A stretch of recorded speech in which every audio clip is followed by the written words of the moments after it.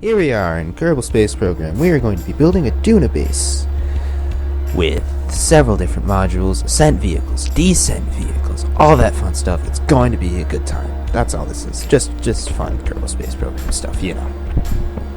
This is the ascent vehicle because you usually want to send the thing that will get your astronauts home first, because if there's a problem with it, you're in trouble. So, that's what's going first. It's launching on the standard rocket that I use for most of these missions. Thanks to KW rocketry parts, most of this, because they are fantastic parts. They sound cool, they look cool. Yeah. It's a 5-meter first stage with that big engine that I don't remember the name of, but not the point. And it has those strakes on the side of it because that makes it look amazing. And it's kind of hard to control because it goes like that. But whatever, who cares? And we are about to... There's the fairing. Alright, so you can see it. In fact, this isn't even going to get them all the way back home. This is just going to get them from the surface of Duna to the orbit of Duna, where they will dock with the transit vehicle, which will take them to the orbit of Duna, and from the orbit of Duna, back to Kerbin. Yeah, it's going to be a bit complicated, but that's what's fun. Here we are planning the maneuver to get into orbit. I usually like to plan it. You don't need to, but... why not? Makes it better. I usually mess it up anyway, so... it's good to practice it.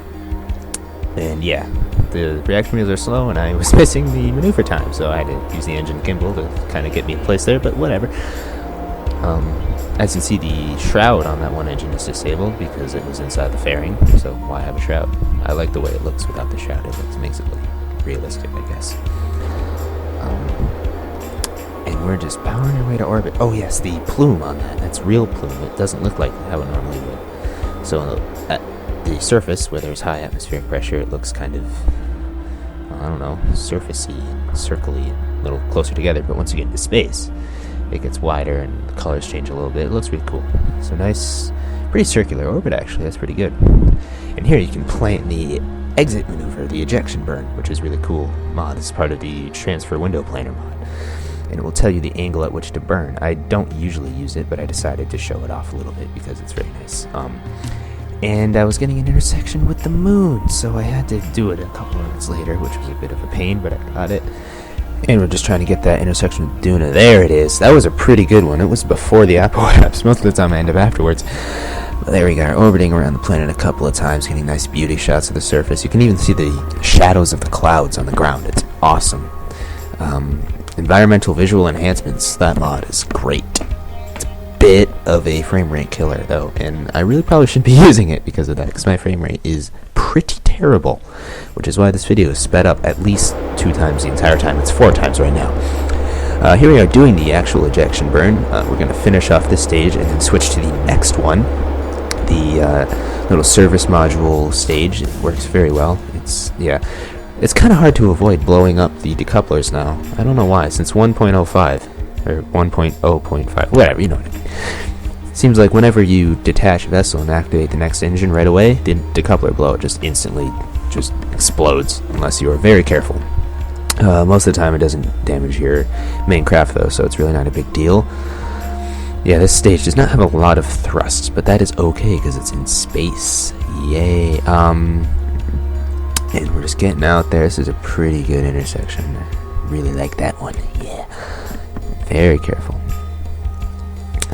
Because as we all know, the conic system can be kind of not accurate ever. That happens to me quite a lot. And it just is like, hey, here you go. You're going to ride right down, right next to the planet. And then I get there and I'm like 80,000 kilometers off from where I wanted to be, so that's nice. I'm going to skip through most of the navigation because that's boring. Nice to see a little beauty shot of me leaving Kerbin because that's always fun to watch. I don't know if you noticed, but for some reason the clouds were only on one hemisphere of the planet.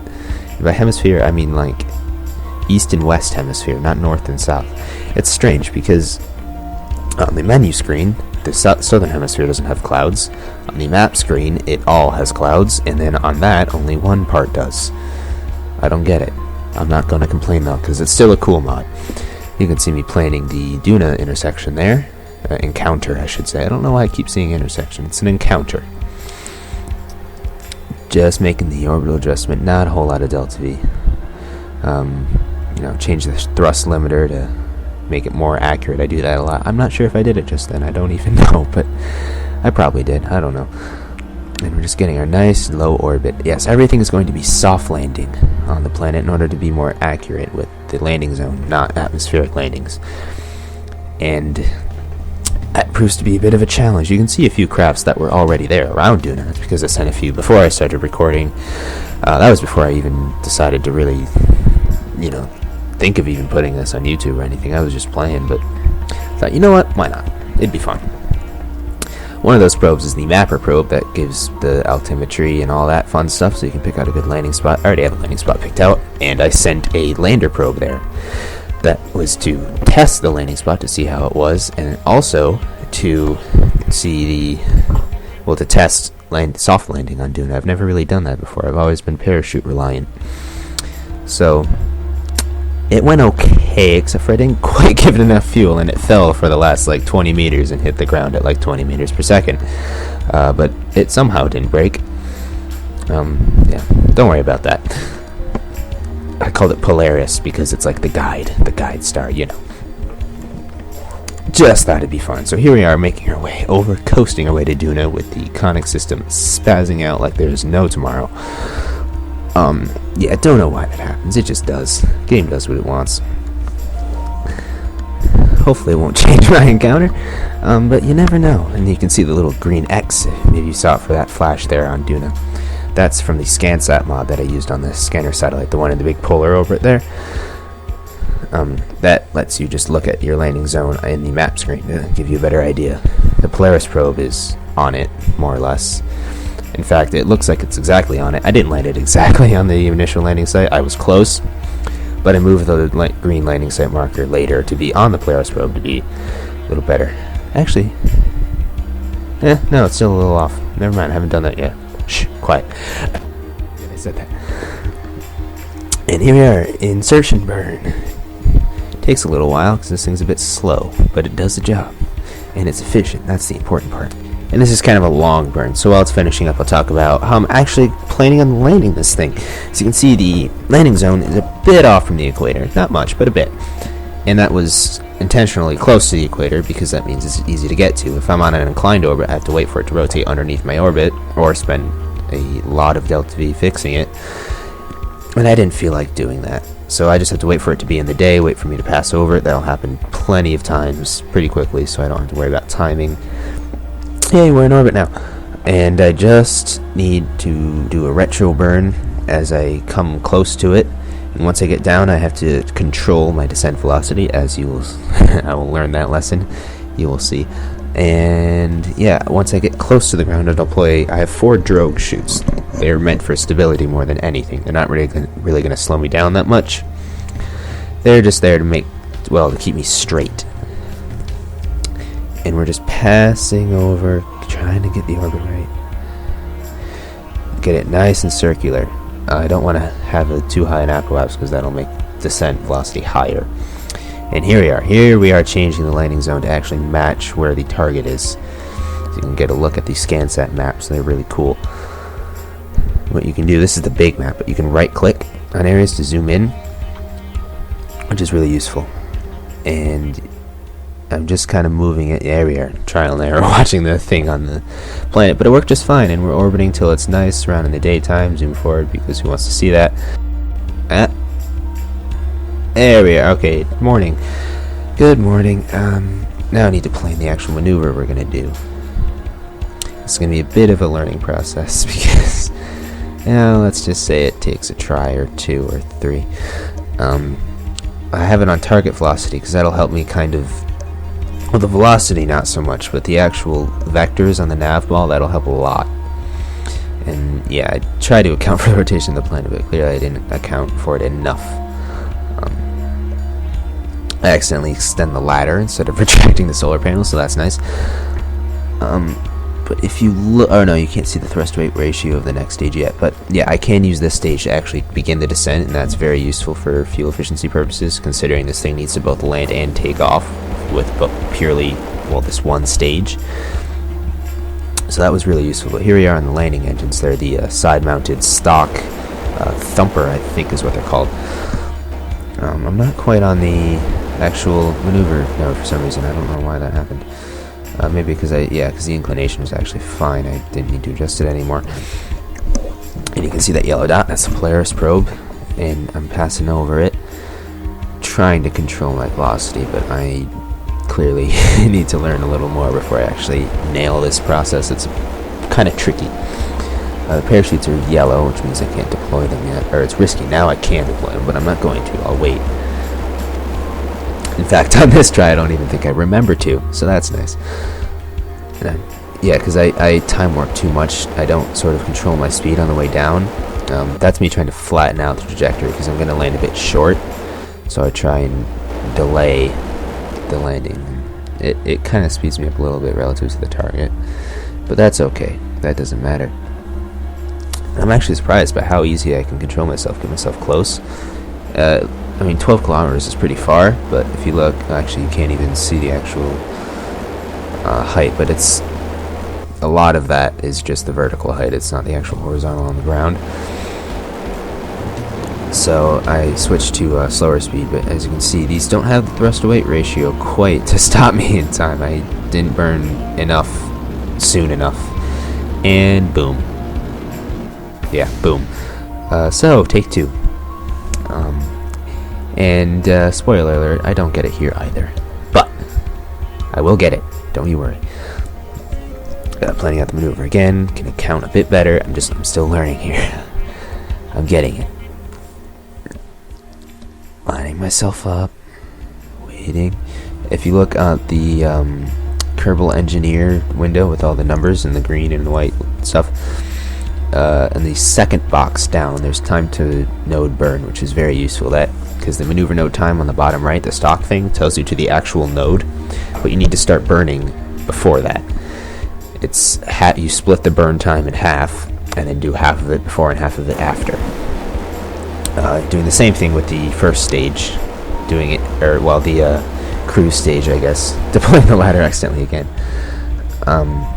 Having that cruise stage help me out with the descent. That's really nice for Delta-V. This thing has about, without me having to spend some fuel, it would have had about maybe 35 or 6.